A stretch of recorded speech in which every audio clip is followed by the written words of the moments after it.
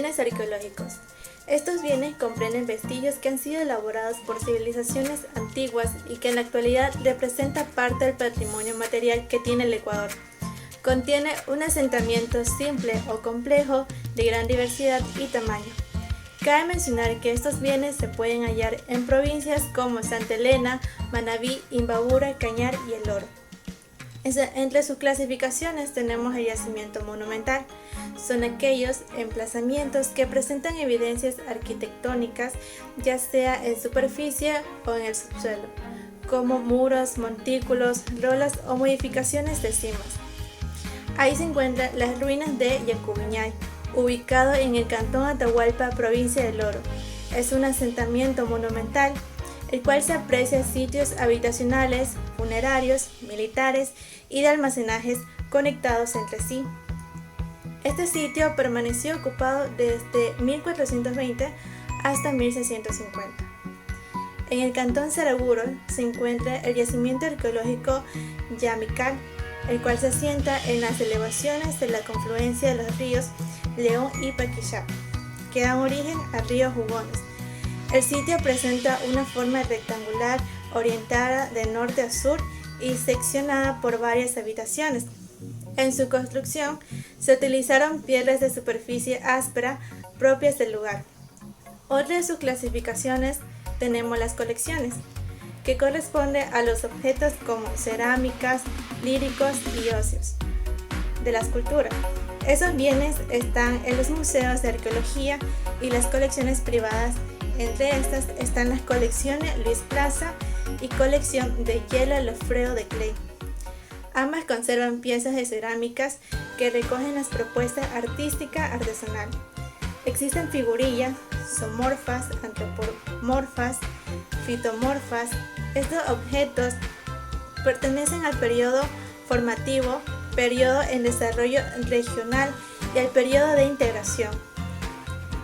Dentro de estas colecciones están los denominados artefactos de piedras, que se caracterizan por tener una superficie pulida, huellas de aspectos lineales que pasa por un proceso de pulimento o de regulación. Un ejemplo tenemos el mortero de piedra serpentina. En los artefactos de arcilla, como vasijas, el cual presenta tres tipos: el plato, el cuenco y la olla. Las decoraciones son de pintura roja, negra, blanca, verde y beige. La superficie interior tiene un diseño geométrico, antropomorfos y zoomorfos.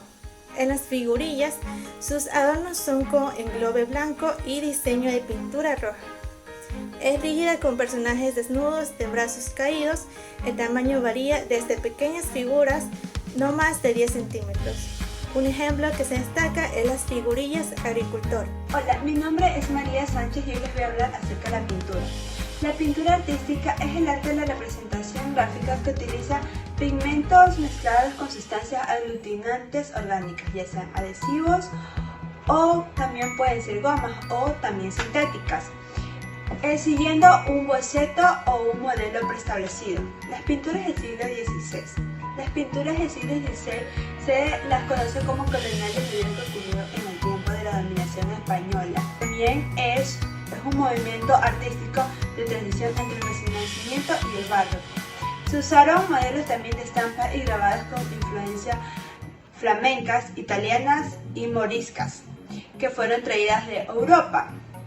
También en este siglo se comenzaron a realizar las que son las escuelas que enseñaban lo que es el arte y el oficio. Desde el siglo XVII, la demanda por el arte fue provocada por la construcción de iglesias y conventos.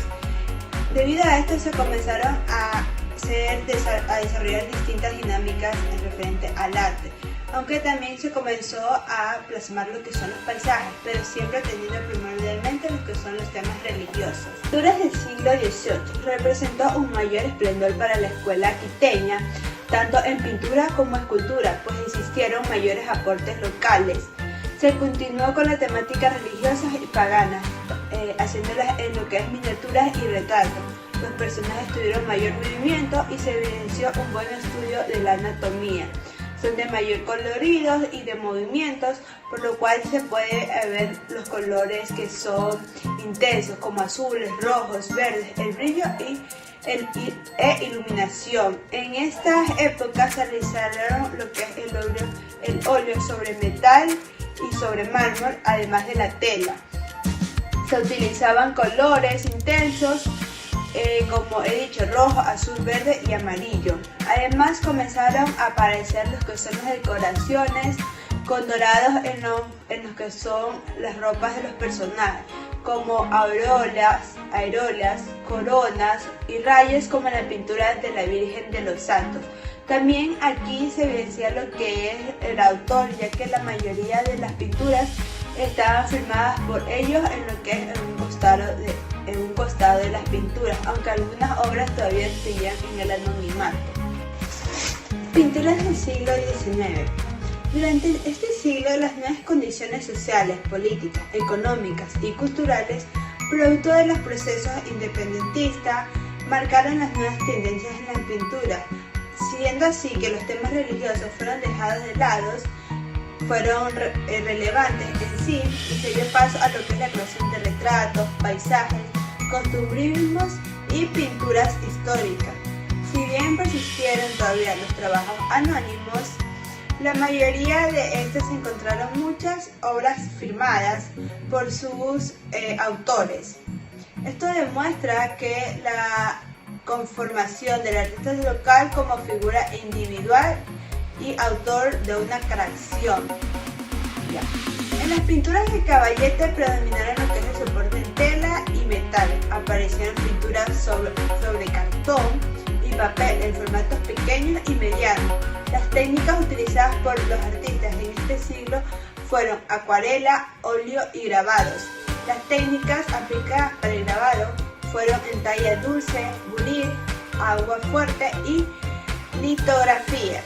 También se puede apreciar lo que es el retrato masculino y femenino con vestimentas de la época, los personajes históricos que participaban en la independencia. También los personajes y ropajes tuvieron movimientos naturales, y también se puede observar lo que son las escenas costumbristas y pinturas de paisajes.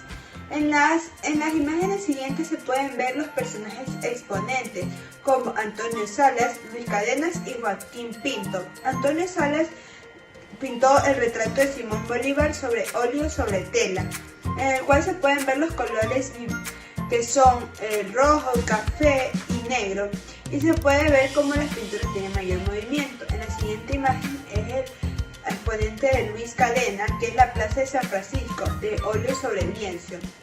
Y se puede ver cómo es un paisaje, que ya no solo se trata sobre lo que es los temas religiosos. Y el siguiente es de Joaquín Pinto, que es de Cabestrillo en 1889 y es acuarela sobre papel. Esta es muy diferente a las dos anteriores imágenes, que una es sobre óleo sobre tela y el otro sobre lienzo. También algunos de los principales exponentes son Rafael Troya, Luis Martínez y Rafael Salas, que destacaron por los paisajes en los que plasmaron con realismo las diferentes regiones del país. También Joaquín Pinto trabajó de paisajes rurales, mitológicos, sagrados y costumbristas. Y Antonio Salas, que fue considerado el que retrató a Simón Bolívar, junto con Luis Cadena, quien pintó retratos de personajes religiosos y civiles, como representaciones de ciudades y pueblos. Pinturas del siglo XX. El espíritu moderno se presentó claramente en el arte, marcando la necesidad de un diálogo entre forma y contenido, vanguardia e identidad. Se caracterizaba por el desarrollo de temáticas que representaban la realidad sociocultural de los grupos indígenas, de los campesinos y del proletariado. El tema religioso permanece en términos de misticismo y simbolismo. Esta visión de la realidad local desarrolló nuevos lenguajes abstraccionistas, geométricos e informalistas, inspiradas en referentes prehispánicos, coloniales y del arte popular. Los soportes de las pinturas de ahora, de este siglo, siguen siendo tradicionales hasta los más diversos, como son vidrio, metal y tela. Y las técnicas que se siguieron utilizando son el óleo y la acuarela. Se utilizaron principalmente materiales como la piedra, la madera, la cera y el marfil. es similar a lo que sucede con la pintura, que se centra sobre todo en la temática religiosa. Para poder entender de una mejor manera el arte quiteño, es necesario saber identificar cuáles fueron los estilos artísticos característicos de cada época. Y entre ellos encontramos el Renacimiento, el Barroco, el Rococó y el Neoclásico. En la cronología de la escultura se divide asimismo igual a la pintura en lo que son en siglos. Comenzamos, siglo XVI. En este siglo nace el primer centro de artes llamado Escuela de Artes y Oficios San Juan Evangelista, creadas por los flamencos Fray Godoco Dique y Fray Pedro García, considerados como los padres de las esculturas. La temática principal en este siglo fueron la temática religiosa. Las características eran la simplicidad, la individualidad, los colores oscuros. Los rasgos eran pocos expresivos y las posturas rígidas, los ojos pintados, el encarne de la piel de apariencia mate y sobre todo el anonimato. Las técnicas decorativas de este siglo son el encarnado, el estofado, el esgrafiado y la policromía. Los principales exponentes que encontramos en este siglo fueron a Diego de Robles, Luis de Riviera y Fray Francisco Benítez. Y las obras más sobresalientes de este siglo son la Virgen del Guápulo, tallada por Robles y policromada por Luis de Riviera, Nuestra Señora del Quince, la Virgen del Cisne y por último el Bautismo de Cristo. Concluimos así el siglo XVI. Siglo XVII. En el siglo XVII se mantienen algunas características del siglo anterior, pero con algunas variantes, y el tema principal sigue siendo religioso. Las características de este siglo fueron imágenes alargadas. La escultura comienza a tener un poco más expresividad, aunque todavía siguen siendo un poco rígidas. Los ojos pintados, se comenzaron a hacer relieves o esculturas casi planas con un poco espesor para representar a los santos en las iglesias y conventos. Se siguen manteniendo las mismas técnicas decorativas, pero comenzaron a agregarse también lo que es la técnica del chinesco o corla y la tela encolada. Los principales exponentes y sus obras más importantes tenemos a Padre Carlos y sus obras San Lucas Evangelista, San Pedro, la Oración del Huerto, El Señor de la Columna y San Pedro de Alcántara. A Francisco del Castillo con sus obras Nuestra Señora del Buen Suceso, el Cristo atado a la columna, la Virgen de los Dolores, en el monasterio de la Concepción que se encuentra en Quito. Y por último tenemos a José Olmos o Pambite, que fue considerado como el máximo exponente de este siglo, reconocido por sus Cristos de cuerpos amuratados, sangrantes y corazones palpitantes. El siglo XVIII. El siglo XVIII es considerado el siglo de oro de la producción artística de la escuela quiteña. Se incrementó la demanda de esculturas religiosas dentro y fuera del territorio ecuatoriano. Las características de este siglo fueron mayor expresividad, los colores más claros, personajes más reales. Se comenzaron a incorporar también lo que son elementos naturales, como podría ser el cabello, las pestañas, y también accesorios como aureolas o coronas. Los ojos comenzaron a ser de cristal. Y lo más importante, se comienzan a vestir a las obras.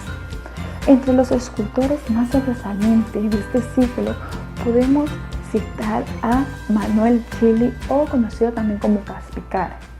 Y sus obras más importantes son La Sábana Santa, El Cristo Yacente, El Niño Jesús, La Virgen de la Luz, El Señor atado a la columna de San Pedro a los pies, y entre otras obras.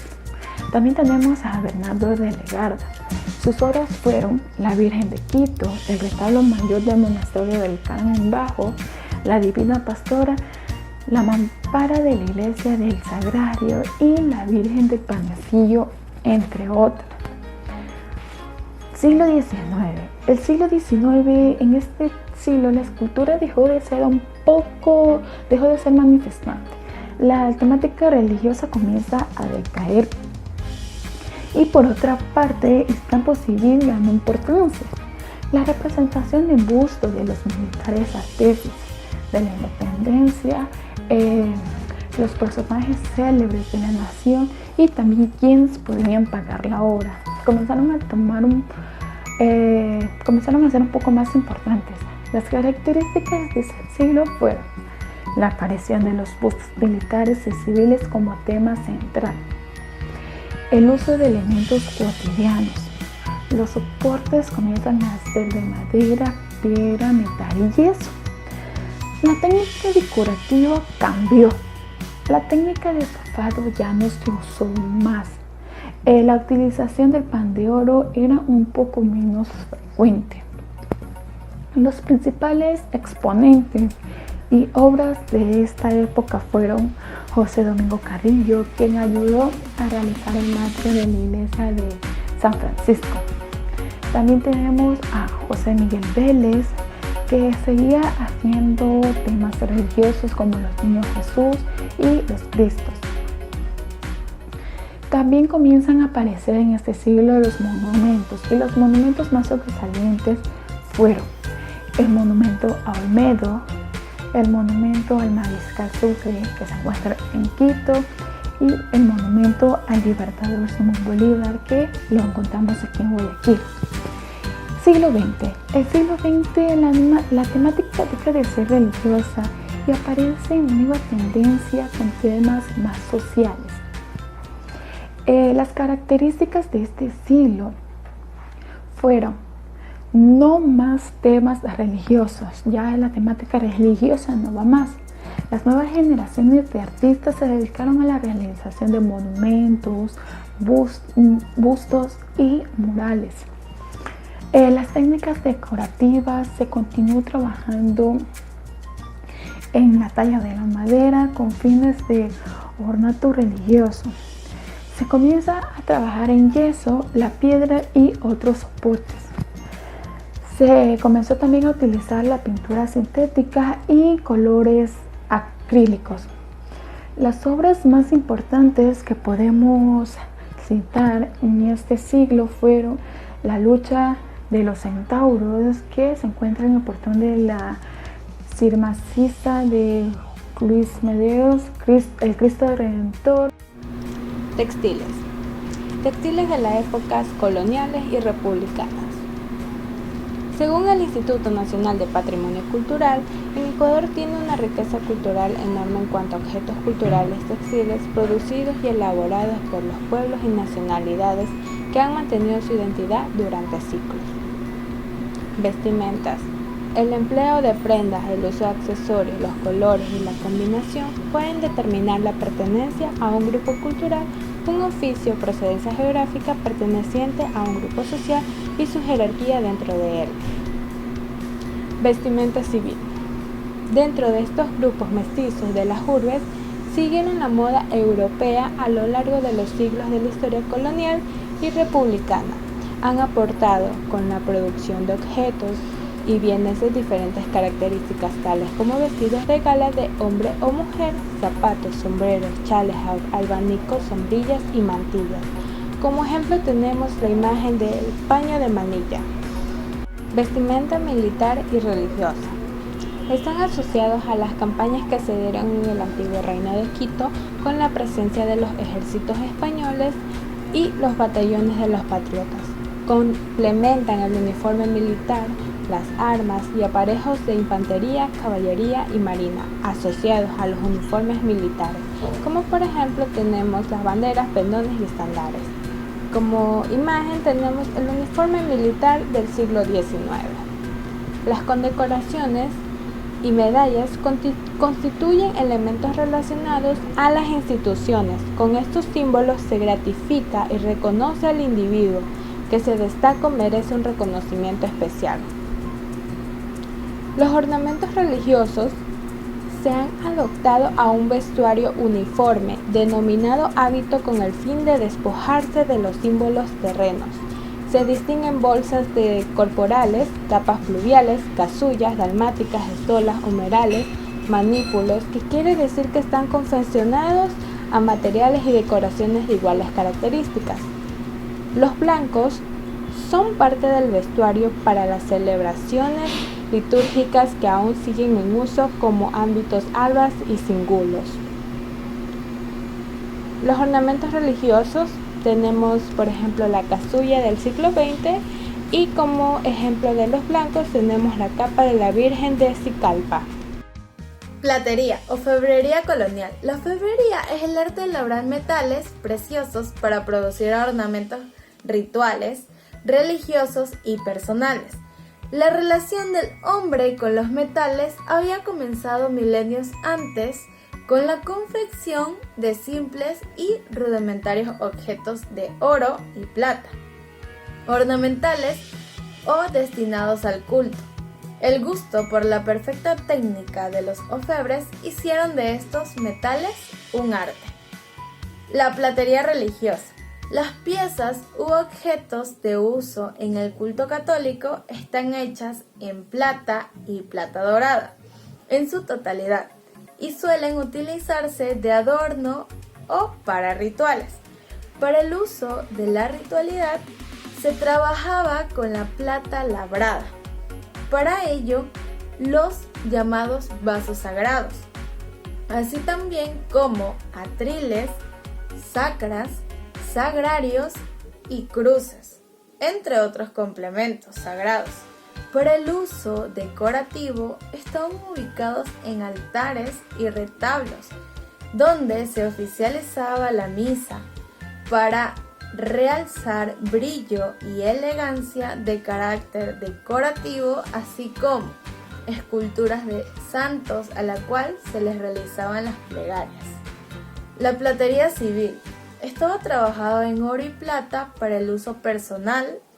El uso empezó a hacerse muy admirado por las personas y muy popular por la alta sociedad, y empezaron a adornar con joyas de oro engastadas con piedras preciosas como diamantes, esmeraldas, rubíes y perlas. Mobiliario. El mueble patrimonial se caracteriza por tener un uso o función específica y por buscar la belleza a través de la inclusión de elementos decorativos ricos y variados. El mueble colonial y republicano. El estilo. Riqueza decorativa que el mueble, tras un valor patrimonial, se puede identificar por la existencia de dos o más de las siguientes características, como tenemos el estilo renacentista del siglo XV y siglo XVI. Por ejemplo, tenemos la imagen de pata contorneado ahusado. Tenemos el estilo barroco y rococó, que es del siglo XVII y siglo XVIII. Tenemos la pata de doble voluta. Estilo neoclásico, que es a mediados del siglo XVIII y principios del siglo XIX. Tenemos la pata en trípode de volutas. Siguiendo con el tema, tenemos la riqueza decorativa. Está caracterizada por la presencia de materiales y técnicas de acabado utilizando en la confección del mueble con el fin de adornarlo y no propiamente por ser indispensables para su uso. La tecnología de fabricación, ya que deja testimonios de las técnicas, materiales y herramientas utilizadas por los artistas de la época colonial y republicana. Tenemos como ejemplo la marquetería. Otra imagen tenemos los clavos de hierro forjado. tenemos también los muebles de uso religioso. Estos se incluyen muebles utilizados en ritos litúrgicos, como el caso de los púlpitos, sagrarios o tabernáculos, atriles, confesionarios, tronos y escaños. También tenemos los muebles de uso doméstico. Dentro de esta categoría se incluyen muebles utilizados para sentarse, como por ejemplo tenemos las sillas, sillones, sofá, entre otros. Tenemos como ejemplo el sagrario de tabernáculo y el sillón frailero estilo barroco. Los manuscritos son documentos que contienen información escrita a mano, ya sea con tinta de una pluma, bolígrafo o simplemente con el grafito de un lápiz sobre un material blando. Tiene como objetivo registrar, transmitir y conservar la información y los hechos ocurridos en un lugar y una fecha determinada. A mediados del siglo XV, la creación de la imprenta hizo que los manuscritos no fueran la única forma de documento. Aparecía así lo que son documentos manuscritos y documentos impresos. Las características que solían tener los manuscritos eran: 1. Los materiales usados. Los materiales que se usaron en ese tiempo fueron el papiro, que es el más antiguo de los soportes, el pergamino, que fue elaborado a partir de pieles debidamente tratadas durante la Edad Media y la Edad Moderna, hasta el siglo XVIII. Y por último tenemos el papel, que permitió una elaboración mucho más barata y abundante, y acabó así por sustituir el pergamino completamente. 2. El tipo de formato. El tipo de formato podría ser rollo, hoja o folio, legajo o expediente, y por último mapa. 3. El tipo de letra. Los manuscritos, especialmente en el caso ecuatoriano, durante el siglo XVI hasta el siglo XVIII, tenían diferentes letras, como por ejemplo la cortesana, procesal y encadenada. 4. Las abreviaturas y símbolos. Esto tenían la función de economizar tiempo y papel. Los libros. Los libros pueden ser manuscritos, es decir, escritos a mano, o también pueden ser impresos. La estructura de un libro. La estructura del libro tiene la portada, que es la hoja de inicio, el colofón, que se encuentra al final de la obra y contiene los datos del impresor, del editor, lugar y fecha de impresión, el índice, la tabla o listado de materiales del libro y la anteportada, página con un grabado que contiene algunos datos de la obra. En la Biblioteca Especializada del Ministerio de Cultura y Patrimonio se han registrado 69 impresos incunables. Esta categoría es apenas una pequeña parte de lo que es el patrimonio bibliográfico nacional, ya que todo el país cuenta con miles y miles de libros que son considerados patrimonio del Ecuador.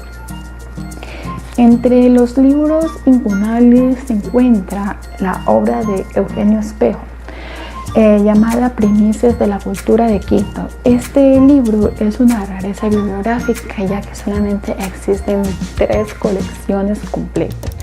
Numismática. Se encarga del estudio de las monedas y piezas análogas. Se trata del análisis de estos sistemas, que puede ser histórico, económico, artístico, legal, comercial o de otros tipos.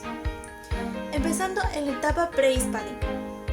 Antes de la llegada de los españoles al continente americano no existían monedas. No obstante, siempre ha existido la actividad comercial. Antes de su evolución, implementaron el uso de objetos casi estándares. Estos objetos se establecen 2 tipos: proto-monetarios, que se refiere a objetos tomados por naturaleza sin ningún grado de elaboración por parte del hombre. Por ejemplo, pepas de cacao, piedra de obsidiana. En los premonetarios son aquellos que previo a su uso fueron sometidos a algún proceso de elaboración, como es el caso de la concha de espóndilos, hachuelos de cobre, entre otros. Pasamos a la etapa colonial 1492 a 1822. Desde la conquista de América, dado por los españoles, la corona real estableció un sistema para permitir y facilitar el control de sus colonias en las Indias occidentales. En la Real Audiencia de Quito no se llegó a establecer de manera formal la casa de amonedación. Sin embargo, para todas las monedas fueron acuñadas con el respaldo de la corona española por sus diversas secas en Lima, México, entre otros países. Esto significó que tal moneda no se consideraba ecuatoriana. Luego de estos sistemas, consistió en crear jurisdicciones y delimitar territorios con funcionamiento políticos.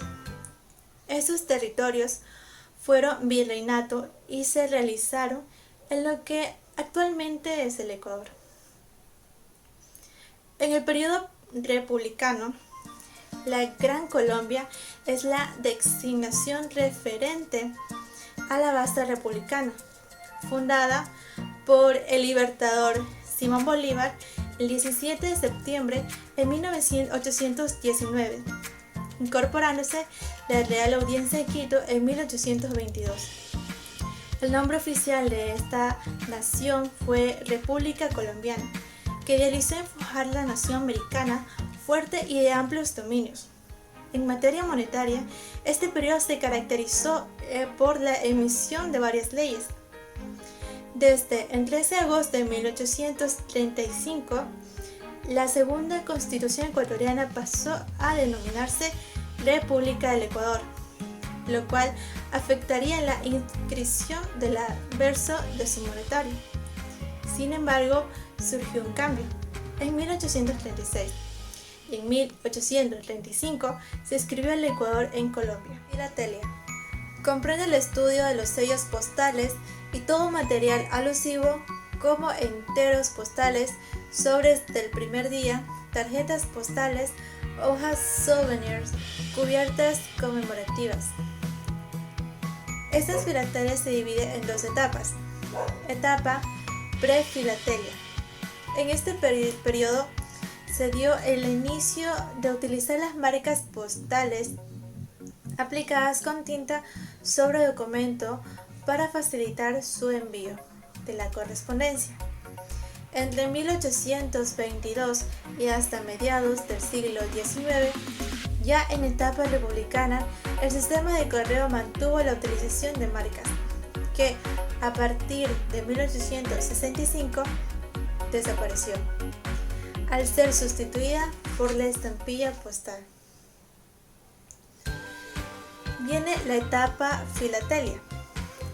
En esta etapa, el sello postal nace en Inglaterra, en 1840, cuando Rowling Hill ideó el uso de unas etiquetas engomadas para adherirlas al sobre como comprobante de pago por adelantado de los envíos de correspondencia. Medallista. Las medallas tienen su origen en el Imperio Romano. Su estructura y su producción tenía carácter oficial. En ella se grabó los efigies de los emperadores o individuos cercanos a los círculos de poder. Son discos metálicos similares en apariencia a las monedas, aunque usualmente tienen mayor diámetro. Se diferencia de ellas porque no representan un valor facial y su uso es para diversos fines. Las medallas son muestras culturales de los lugares donde fueron fabricadas. Posiciona su valor cultural la calidad de composición, el modelo, texto, el metal y el procedimiento mecánico usado para su realización. Clasificación de las medallas. Se clasifican en conmemorativas, oficiales, institucionales y particulares. Las instituciones, tanto estatales como particulares, con ocasión de celebrar años de funcionamiento, fabricaron medallas a las que se les llamó recuerdos, con textos alusivos a la celebración e imágenes emblemáticas que destacaron el hecho. Ejemplo, 1971, recuerdo de las bodas de oro, Fundación Diario El Universo. Proclamación o jura. Fueron fabricadas en el siglo XVIII por algunas de las casas de moneda hispanoamericanas. El mensaje que la estructura de poder pretendía con esta producción era socializar la presencia e imagen del nuevo monarca. Estas medallas eran consideradas como signo de lealtad. Comúnmente fueron gestionadas por los cabildos, representantes de la nobleza, virreyes, familias acaudaladas o algunos gremios muy importantes. Las medallas, que eran utilizadas para el culto religioso, eran emitidas por órdenes y congregaciones religiosas. Fueron fabricadas para vivificar la representación de alguna devoción, como por ejemplo Sagrado Santo Corazón de Jesús. Las placas, plaquetas o plaquetes. Se trataban de chapas metálicas que podían ser de oro, plata o cualquier otro metal, donde se grababan leyendas alusivas o una efeméride de acontecimientos. Bienes utilitarios. Todo elemento de uso cotidiano que, por su antigüedad, técnica de elaboración, valor único o importancia, puede ser considerado patrimonial. Estos objetos pueden ser litúrgico, doméstico, militar y de uso personal, trabajados en varios materiales como cerámica, madera, textil, etc. La cerámica. Muñoz 2011 nos dice que son productos elaborados a partir de tierras arcillosas, cocidas. Los distintos tipos de cerámica son el resultado de los tipos de barros o arcillas, asimismo como del modo de preparación y de trabajo, de los hornos y las temperaturas, así como de los tratamientos de sus superficies mediante barnices y esmaltes. Utensilios de cerámica, de uso local. El uso de la loza local era signo de pobreza y marginalidad. Por lo general, la servidumbre hacía uso de estos utensilios, quedando escasa evidencia de las mismas. Su elaboración fue resultado de la tradición prehispánica del trabajo alfarero, fusionado con el aporte de los europeos. La porcelana. Los orientales guardaban celosamente el secreto de la fórmula de la porcelana, sus componentes y la técnica de elaboración. La porcelana sustituyó a la plata en la mesa de la nobleza. Fue el material en el que se exhibía la nueva gastronomía que desde Francia llegaba a todas las cortes europeas. Con él se hicieron soperas para sopas calientes y cremas frías, legumbreras, salseras, fuentes para espárragos y fresas, enfriadores de copa y de vino, juegos de té, café y chocolate. La madera. El uso de la madera fue común en cernidores, cucharas y cucharones, la mayoría de ellos sin mayor decoración, en madera vista y muchas veces con poca preocupación en sus acabados. La metalistería.